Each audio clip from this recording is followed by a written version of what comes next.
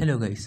അപ്പോൾ നമ്മളിന്ന് എക്സ്പ്ലെയിൻ ചെയ്യാൻ പോകുന്നത് 2023 റിലീസായ ബ്ലഡ് ഹോൺസ് എന്ന ഒരു ആക്ഷൻ ഡ്രാമ സീരീസാണ്. അപ്പോൾ നമുക്ക് നേരെ എക്സ്പ്ലനേഷനോട് കടക്കാം. അതിനു മുമ്പ് എൻ്റെ ചാനൽ ഇതുവരെ സബ്സ്ക്രൈബ് ചെയ്തിട്ടില്ലെങ്കിൽ തീർച്ചയായും സബ്സ്ക്രൈബ് ചെയ്യുക. ഈ എപ്പിസോഡിൻ്റെ തുടക്കത്തിൽ കാണിക്കുന്നത് ഇൻ്റലിജൻസ് ഓഫീസറായ സാങ്ങിനെയാണ്. ഗിൽ കൊടുത്തുവിട്ട ഫോൺ പാർക്കിൻ്റേതായിരിക്കും. ചോയ് മരിച്ചെങ്കിലും അയാളുമായി ബന്ധപ്പെട്ട ആരെയും തൻ്റെ പിന്നാലെ വരുമെന്ന് അവൻ അറിയാമായിരുന്നു. അതുകൊണ്ട് തന്നെ പാർക്കിൻ്റെ ഫോൺ അവൻ സൂക്ഷിച്ചു വെച്ചിട്ടുണ്ടാകും. സാങ് അത് പരിശോധിക്കുന്നതിനിടയിൽ ഹാങ്ങിൻ്റെ ബ്രദർ അവിടേക്ക് വരുന്നു. അവൻ പെട്ടെന്ന് ആ ഫോൺ ഒളിപ്പിക്കും. ഞാനൊരു കോട്ടും സ്യൂട്ടും ഒക്കെ ഇട്ട ഒരു പലിശക്കാരൻ്റെ പിന്നാലെയായിരുന്നു. ഇന്ന് അവനെതിരെ ചില തെളിവുകൾ കിട്ടിയിട്ടുണ്ട്. അവൻ ബിസിനസ്സുകാരുടെ നഗ്ന വീഡിയോ എടുത്ത് അവരെ ബ്ലാക്ക്മെയിൽ ചെയ്യുന്നുണ്ട്. അവനെ പൂട്ടാറായി. സമയമാകുമ്പോൾ എല്ലാം വെളിച്ചത്ത് വരുമെന്ന് പറഞ്ഞ് അവൻ അവിടുന്ന് പോകുന്നു. സാങ് ഉടനെ തന്നെ ഈ വിവരം ഗില്ലിനെ വിളിച്ചു പറയും. ഗിൽ അവന് ഇൻഫോർമേഷൻ കൊടുക്കുന്നത് ആരാണെന്ന് കണ്ടുപിടിക്കാനായി പറയും. 10 കോടി വോണായിരിക്കും അതിനായി ഗിൽ അവന് വാഗ്ദാനം ചെയ്യുന്നത്. സാങ് അത് കേട്ടതും കണ്ടുപിടിക്കാമെന്ന് പറയുന്നു. ഗില്ലിൻ്റെ ആളുകൾ പാർക്കിനെ കണ്ടുപിടിക്കാനുള്ള ശ്രമത്തിലായിരിക്കും. അവരെല്ലാ മുക്കും മൂലയും അരിച്ചു പേർക്കും. അവസാനം ഒടുവിൽ പാർക്കിനെ അവരാ ഗ്രാമത്തിൽ നിന്ന് കണ്ടെത്തുകയും ചെയ്യുന്നു. ശേഷം ഗില്ലിൻ്റെ കൂട്ടത്തിലുണ്ടായിരുന്ന ഒരുത്തൻ കിമ്മിനെയും വുജിനെയും കാണാനായി എത്തും. അന്ന് ഡുയോങ് കണങ്കാല് മുറിച്ചില്ലേ ഒരുത്തൻ്റെ അവനായിരിക്കും അത്. അവനിപ്പോൾ നന്നായിട്ടുണ്ടാകും. ഗില്ലിൻ്റെ ആളായ കാങ്ങിനെ സംബന്ധിച്ച് അവനറിയാവുന്ന കാര്യങ്ങളെല്ലാം പറഞ്ഞു കൊടുക്കും. ഇപ്പോൾ പഴയ ഗുണ്ടാപ്പണിയൊക്കെ നിർത്തി ഇതേപോലെ ഉഡായിപ്പൊക്കെയായി ജീവിച്ചു പോണു എന്ന് പറയുമ്പോൾ കിമ്മ് കുറച്ച് ക്യാഷ് എടുത്ത് അവന് കൊടുക്കും. അതോടെ അവനും ഹാപ്പിയാവും.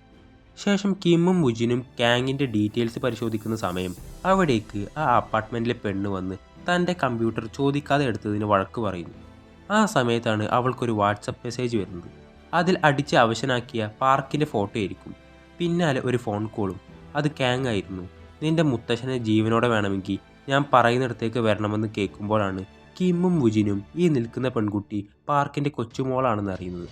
അതുകൊണ്ടാണ് പാർക്ക് ഇങ്ങോട്ട് തന്നെ കിമ്മിനെയും വുജിനെയും അയച്ചത്. കിം, നീ പേടിക്കണ്ട, നിന്റെ മുത്തശ്ശനെ ഞങ്ങൾ രക്ഷപ്പെടുത്തി കൊണ്ടുവരുമെന്ന് പറയുമ്പോൾ ഞാനും കൂടെ വരുമെന്ന് പറയും അവൾ. അതിനായി അവൾ അവളുടെ അമ്പും വില്ലും ഒക്കെ എടുത്ത് തയ്യാറായി. അവൾ അതിൽ പുലിയായിരിക്കും. ശേഷം അവർ മൂണിനെയും വിളിക്കും. ചോയ്ക്ക് ബോഡി ഗാർഡായി കിമ്മിനും വുജിനും ജോലി സെറ്റ് ചെയ്ത് കൊടുത്തല്ലോ അവനായിരിക്കും അത്. ഈ പ്രശ്നം പറയുമ്പോൾ അവരെ സഹായിക്കാനായി അവനും പുറപ്പെടുന്നു. അതിനായി കയ്യിലുള്ള പ്ലാസ്റ്റർ വരെ അവൻ മുറിച്ചെടുക്കും. ശേഷം കാങ് പറഞ്ഞ സ്ഥലത്തേക്ക് വരുന്നു.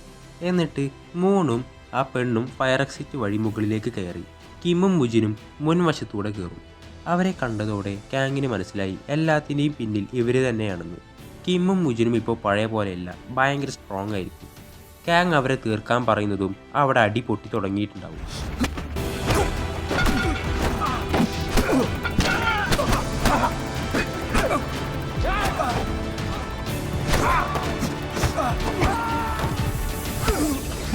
ഒരു സൈഡിൽ നിന്ന് ആ പെണ്ണും അമ്പുകൾ തൊടുത്തുവിടാനായി തുടങ്ങും.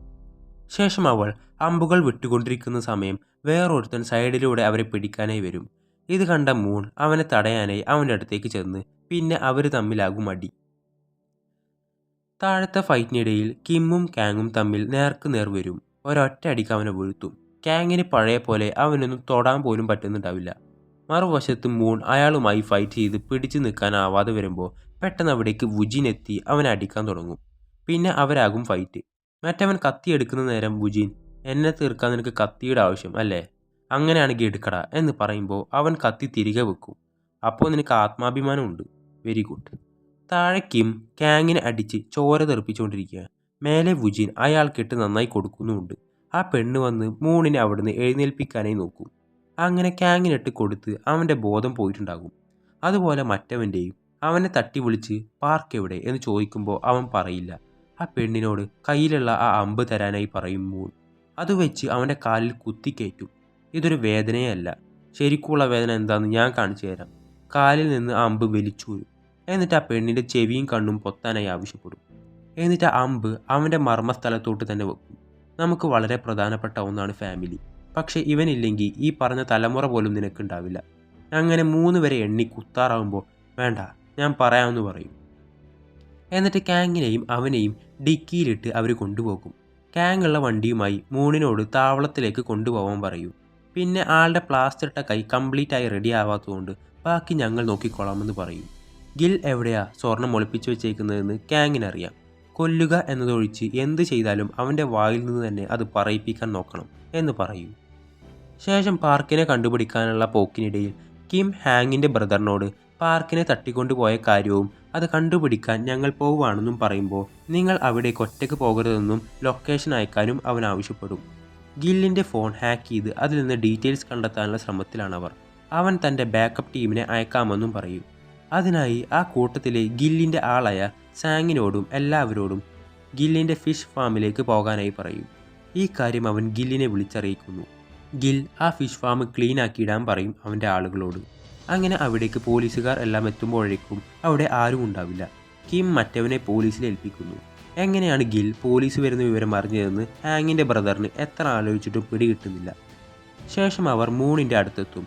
അവൻ ഇവനോട് എങ്ങനെയൊക്കെ ചോദിച്ചിട്ടും സ്വർണം എവിടെയെന്ന് ഇവൻ പറയുന്നില്ല. വുജിൻ ഞാൻ ചോദിക്കാമെന്ന് പറഞ്ഞു പോകുമ്പോഴാണ് അവർക്ക് മനസ്സിലാവുന്നത് അവൻ നാക്ക് സ്വയം കടിച്ചു മുറിച്ചിട്ടേക്കാണ്. അത്രയും വിശ്വസ്തനായിരിക്കും അവൻ. ചോര ഒരുപാട് വരാൻ തുടങ്ങിയതുകൊണ്ട് ഇവനെ ഒരു ബസ് സ്റ്റോപ്പിൽ കിടത്തി ആംബുലൻസ് വിളിച്ചു പറഞ്ഞ് അവർ കൊണ്ടുപോകുന്നു. ശേഷം ഹാങ്ങിൻ്റെ ബ്രദർ ഒരു കോഫി ഷോപ്പിൽ പോയി കോഫി ഓർഡർ ചെയ്യുന്ന നേരം കടക്കാരൻ തൻ്റെ കയ്യിലുള്ള ഫോൺ നോക്കുമ്പോൾ അവൻ്റെയും ഫാമിലിയുടെയും പിക്കായിരിക്കും. തൻ്റെ മുന്നിലിരിക്കുന്നത് തൻ്റെ ടാർഗറ്റ് തന്നെയാണെന്ന് മനസ്സിലാക്കിയ അവൻ കോഫിയിൽ വിഷം കലക്കി കൊടുക്കുന്നു. അവൻ ഹാങ്ങിന് അവൻ്റെ നഗ്ന ഫോട്ടോ അയച്ചു കൊടുത്ത് ഗില്ലിൻ്റെ കയ്യിൽ ഇപ്പോഴും ആ വീഡിയോ ഉണ്ടെന്ന് പറയും. ഹാങ് നല്ല ടെൻഷൻ ഉണ്ടാവും അവന്. ആ സമയം അവൻ എന്തോ പോലെയൊക്കെ തോന്നും. അവിടുന്ന് തന്നെ അവന് മനസ്സിലാവും താൻ കഴിച്ചതിൽ വിഷമുണ്ടായിരുന്നു എന്ന്.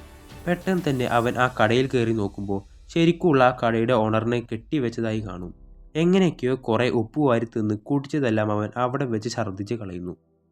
ശേഷം ഗില്ലിൻ്റെ ആളുകൾ ഹാങ്ങിനെ സഹായിച്ച ആ ഡിറ്റക്റ്റീവിനെയും കൊന്നു കളയുന്നു. അതുപോലെ ആ ഹാക്കറിനെ ആ വഴിയിൽ വെച്ച് വണ്ടി ഇടിച്ച് കൊലപ്പെടുത്തുകയും ചെയ്യുന്നു. അങ്ങനെ കിമ്മും മുജിനും വീട്ടിലുള്ള സമയം ഗിൽ അവരെ വിളിക്കുന്നു. അവൻ കുറച്ച് നാൾ കാണാതായപ്പോൾ ഞാൻ കരുതി നിങ്ങൾ എന്നെ മറന്നു എന്ന്. എന്തായാലും പാർക്കിനെ ജീവനോടെ വേണമെങ്കിൽ ഫിഷ് ഫാമിലേക്ക് രാത്രി 9 മണിക്ക് വരണമെന്ന് പറയും. പിന്നെ ഹാങ്ങിൻ്റെ ബ്രദർ ഇല്ലേ ആ പോലീസുകാരൻ, അവനെ ഇനി വിളിക്കാൻ നിൽക്കണ്ട, അവനെയും അവൻ്റെ ടീമിനെയും തീർത്തിട്ടുണ്ടെന്ന് പറയും. അങ്ങനെ അവർക്ക് വേറെ വഴിയില്ല എന്ന് മനസ്സിലാക്കുകയാണ്. ഒറ്റയ്ക്ക് പോവേണ്ടി വരും. ആ നേരം ഇതൊക്കെ കേട്ടോണ്ടിരുന്ന ആ പെണ്ണും കൂടെ വരുന്നുണ്ടെന്ന് പറയുന്നു. ശേഷം രാത്രി അവർ ഫാമിലേക്കെത്തി. അവിടുന്ന് ആ പെണ്ണിനോട് നീ പുറത്തുനിന്ന് നിരീക്ഷിച്ചാൽ മതിയെന്ന് പറഞ്ഞ് അവളെ വേറൊരു ഭാഗത്തേക്ക് പറഞ്ഞയക്കും. അവൾക്കൊരു അപകടവും വരണ്ടാന്ന് വെച്ചിട്ടായിരിക്കും അവരങ്ങനെ ചെയ്യുന്നത്.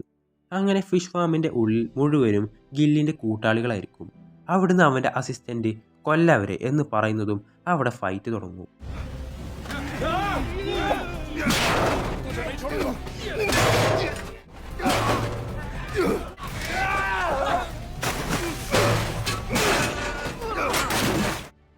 അവിടുന്ന് ഗിൽ പാർക്കിൻ്റെ കഴുത്തിൽ കത്തിവെച്ച് അവരെ ഭീഷണിപ്പെടുത്തും. അവർക്കൊന്നും ചെയ്യാൻ പറ്റാത്ത അവസ്ഥയായിരിക്കും അത്. ആ സമയം നോക്കി അവരെ തീർക്കാനായി പറയും. ആദ്യം തന്നെ ഗില്ലിനായിരിക്കും കിട്ടുന്നത്. അവിടുന്ന് വീണ്ടും അവർ ഫൈറ്റ് തുടങ്ങും. അങ്ങനെ കയ്യിൽ നിന്ന് പോയെന്ന് മനസ്സിലാക്കിയ അസിസ്റ്റൻ്റ് ഗില്ലിനേറ്റ് അവിടുന്ന് പോകും. പക്ഷെ അവർക്ക് പാർക്കിനെ തിരിച്ചു കിട്ടിയിട്ടുണ്ടാകും. പിന്നാലെ പോലീസ് എത്തി ഗില്ലിൻ്റെ ആളുകളെ എല്ലാവരെയും അറസ്റ്റ് ചെയ്യും. അവിടെ എത്തിയ അവർക്ക് ഗിൽ ആളുകളെ എങ്ങനെയാണ് കൊന്നു തള്ളിയതെന്ന് മനസ്സിലാകുന്നു. അവിടെയുള്ള മെഷീനിലേക്കിട്ട് കഷ്ണങ്ങളാക്കി മീനിന് തിന്നാനിട്ട് കൊടുക്കും. അതോടെ ഗില്ലിനെ പിടികിട്ടാ പുള്ളിയായി പ്രഖ്യാപിക്കുന്നു. അയാളുടെ എല്ലാ സ്ഥാപനങ്ങളിലും പോലീസ് റെയ്ഡ് നടത്തും. ഗില്ലിൻ്റെ ചാരനായ സാങ്ങിനെയും പോലീസ് പൊക്കുന്നു. ഗില്ലിൻ്റെ ഫിനാൻസ് കമ്പനി പൂട്ടി സീൽ ചെയ്യുകയും ചെയ്യുന്നു. ശേഷം ഹാങ്ങിൻ്റെ ബ്രദർ കുടിച്ചതൊക്കെ ഛർദ്ദിച്ച് കളഞ്ഞതുകൊണ്ട് അവൻ മരിച്ചിട്ടുണ്ടാവില്ല. അവൻ ഹോസ്പിറ്റലായിരിക്കുമുള്ളത്. പക്ഷെ ഗില്ലിനെ ഇതുവരെ കിട്ടിയിട്ടുണ്ടാകില്ല. ഗിൽ 2 ദിവസത്തിന് ശേഷം പുറപ്പെടുന്ന ചരക്ക് കപ്പലിൽ വെനീസിലേക്ക് രക്ഷപ്പെടുന്നു എന്ന വിവരമായിരിക്കും അവർക്ക് കിട്ടുന്നുണ്ടാവുക. തീർച്ചയായും അപ്പം മുഴുവൻ സമ്പാദ്യവും ആ കപ്പലിൽ തന്നെയായിരിക്കുമെന്ന് അവർ മനസ്സിലാക്കുന്നു. ഗിൽ കയറിയതുപോലെ ഇല്ലീഗലായി തന്നെ കയറാൻ കിമ്മും വുജിനും തീരുമാനിക്കുന്നു. അപ്പോൾ കുറേ കാശ് ഇറക്കേണ്ടി വരും.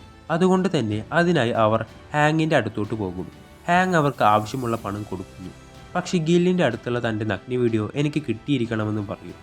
അങ്ങനെ പാർക്കിനെ കണ്ട് ഞങ്ങളുടെ അവസാന പോരാട്ടം തുടങ്ങാൻ പോവുകയാണെന്ന് പറയും. ശേഷം അവർ അങ്ങനെ ആ ചരക്ക് കപ്പലിൽ കയറിക്കൂടി. ഇനി അവിടുന്ന് ഗില്ലിനെ കണ്ടുപിടിക്കണം. അവർ അന്വേഷിക്കാൻ 2 വഴിക്ക് തിരിയും. ഒടുവിൽ അവസാനം കിമ്മിൻ്റെ മുമ്പിൽ ചെന്ന് പെടും ഗില്ല്. അവിടുന്ന് അവർ തമ്മിലാകും അടി. വുജിൻ്റെ മുമ്പിൽ പെടുന്നത് കാങ് ആയിരിക്കും. ആദ്യം വുജിൻ കുറേ കിട്ടുമെങ്കിലും പിന്നീട് അവൻ തിരിച്ചടിക്കും. മറുഭാഗത്ത് കിമ്മും ഗില്ലും ഫൈറ്റ് ചെയ്യുന്നു. യാങ്ങിനെ അടിക്കുമ്പോൾ അവൻ ഷൂവിൻ്റെ മേൽ ഫിറ്റ് ചെയ്ത ആ കത്തി കൊണ്ടായിരിക്കും കിമ്മിൻ്റെ കൂടെ ഫൈറ്റ് ചെയ്യുന്നത്. അതുകൊണ്ട് കുറച്ച് പാടുപെടും അവൻ. ശേഷം വുജിൻ കാങ്ങിനെ അടിച്ച് ഒരു വിധമാക്കും. ശേഷം കിം ഗില്ലിനെ അവൻ്റെ ദേഷ്യം തീരുന്നതുവരെ അടിച്ച് അവൻ്റെ ബോധം കളയുന്നു. അങ്ങനെ ആ ഫൈറ്റിൽ കിമ്മും വുജിനും ജയിക്കുന്നു. പോലീസിൻ്റെ സഹായത്തോടെ ആ കപ്പൽ തിരിച്ചു പോർട്ടിലെത്തിക്കുന്നു. ഗില്ലിനെയും കാങ്ങിനെയും അറസ്റ്റ് ചെയ്യുന്നു. അവിടുന്ന് ചോയുടെ അടുത്ത് നിന്ന് തട്ടിയെടുത്ത സ്വർണം അവർ തിരിച്ചെടുക്കുകയാണ്. അതിനുശേഷം ഹാങ് ഇനി ഇതൊക്കെ വെച്ച് എന്താ നിങ്ങളുടെ പരിപാടി എന്ന് ചോദിക്കുമ്പോൾ ചോയ് ചെയ്തു തന്നെ, ഞങ്ങളും ചെയ്യും, പാവപ്പെട്ടവർക്ക് പലിശരഹിതമായി ലോൺ കൊടുക്കും. ഹാങ് അങ്ങനെ ചെയ്താൽ എല്ലാവരുടെ അടുത്തേക്ക് ആ പണം എത്തുകയുമില്ല, ആ പണം പെട്ടെന്ന് തീർന്നു പോവുകയും ചെയ്യും. ഞാൻ നിങ്ങൾക്കൊരു ഓഫർ വെക്കാം, ഇത് വെച്ച് ഒരു മൾട്ടി സ്പെഷ്യാലിറ്റി ഹോസ്പിറ്റൽ നിർമ്മിക്കാം, പാവപ്പെട്ടവർക്ക് ഫ്രീ ആയി ചികിത്സ. ആ ഓഫർ ഇവർക്കും ബോധിച്ചു. ആ ഹോസ്പിറ്റലിന് ചോയുടെ പേര് ഇടണമെന്നായിരിക്കും അവരുടെ ആഗ്രഹം. അതിൽ നിന്ന് 2 സ്വർണ്ണക്കട്ടികൾ അവർക്ക് കൊടുത്ത് നിങ്ങൾക്ക് സുഖമായി ജീവിക്കാൻ ഇതിരിക്കട്ടെ എന്ന് പറയൂ. ഇനി എന്ത് ആവശ്യമുണ്ടെങ്കിലും എന്നെ വന്ന് കണ്ടാൽ മതി എന്ന് പറയൂ. അതിനുശേഷം കിമ്മും മുജിനും അവൻ്റെ അമ്മയെ കാണാൻ അനാഥാലയത്തിലേക്ക് ചെല്ലും. അമ്മ അവിടെ വളരെ ഹാപ്പി ആയിരിക്കും. അങ്ങനെ ഇനി അങ്ങോട്ടുള്ള അവരുടെ ഹാപ്പി ലൈഫ് കാണിച്ചുകൊണ്ടാണ് ഈ സീരീസ് ഇവിടെ അവസാനിക്കുന്നത്. അപ്പോൾ ഈ സീരീസ് നിങ്ങൾക്ക് ഇഷ്ടപ്പെട്ടിട്ടുണ്ടെങ്കിൽ ദയവായി ലൈക്ക് ചെയ്യുക, ഷെയർ ചെയ്യുക, സബ്സ്ക്രൈബ് ചെയ്യുക.